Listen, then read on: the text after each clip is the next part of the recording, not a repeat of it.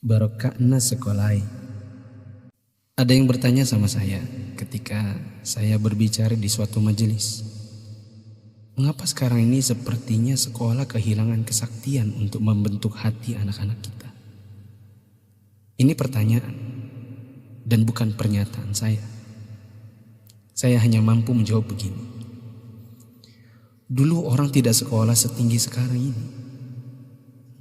Bahkan di kampung tak ada yang hebat berteori pendidikan sedahsyat hari ini. Bisa dibilang teori pendidikan sekarang mungkin sudah menyentuh langit ketujuh. Tapi sebenarnya ada yang hilang, yang disebut dengan keberkahan. Keberkahan bukan buatan manusia, melainkan pemasena puange, rahmat Allah. Bukan sekolah yang membuat orang sukses, tetapi Allah lah yang berada di balik semua kesuksesan manusia dalam usahanya. Maksudnya, secara khusus saya mengajak Anda yang berusia 40 tahun ke atas untuk menengok sejenak ke belakang. Balik. Ingat waktu kita sekolah di SD, yang nafas tak baru setengah-setengah, kita sudah disuruh ke sawah, membantu guru matanik, menanam padi, membantu guru mencari kayu bakar di dare, di kebun, mengambil air untuk dipakai guru di rumahnya, disimpan di gumbang. Teori praksis pendidikan saat ini akan berkata bahwa ini tak ada hubungannya dengan kurikulum dan media pendidikan dan lain-lain. Kita disuruh mengerjakan pekerjaan oleh guru yang seakan tiada hubungannya dengan akademik. Bukan itu saja, bahkan mungkin kita pernah menjaga jualan guru. Tak hanya itu, kita kalau dipukul oleh guru hingga setengah hidup, atau masengo, mimisan, akibat pukulan mistar kayu guru dan jangka pelingkar yang ujungnya runcing. Disinilah intinya. Atas itu semua, pernahkah orang tua kita protes? Pernahkah orang tua kita mengeluh dengan tugas-tugas tadi? Pernahkah orang tua kita melarang kita ikut ekskul dalam tanda kutip yang saya sebutkan tadi, mencari kayu, mengambil air? Sama sekali no.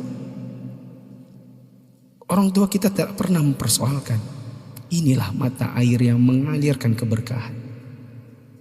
Atas kesabaran orang tua terhadap dunia persekolahan, Allah pun turun dengan tangannya. Dia membalas kebaikan hati orang tua atas penghormatan terhadap guru dan eksistensi sekolah yang bahkan mungkin dengan segala kelemahan.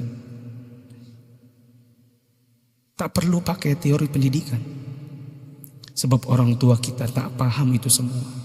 Tapi teori dan kehendak Allah yang berlaku. Inilah yang disebut dengan barakah, keberkahan. Boleh jadi kita sudah jauh berjalan, tapi mari kita tengok sejenak betapa hebatnya pendidikan orang dulu. Kebodohan guru zaman dulu dengan ekskulnya, serta kesabaran orang tua dengan ketidakpahamannya, rupanya mengusik Allah Ta'ala dengan menurunkan barakah pamasya atas berkat rahmat Allah.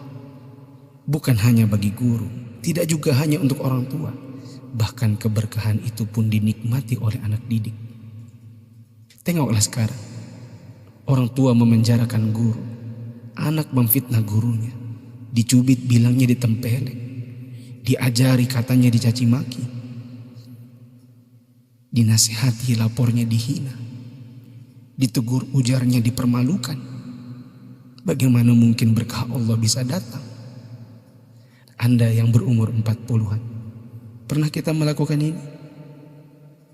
Bahkan kita membohongi orang tua karena melindungi guru. Kalau perlu orang tua tak perlu tahu apapun keadaannya. Itulah sebabnya di akhir sekolah dahulu kita selalu menyisakan air mata kebahagiaan.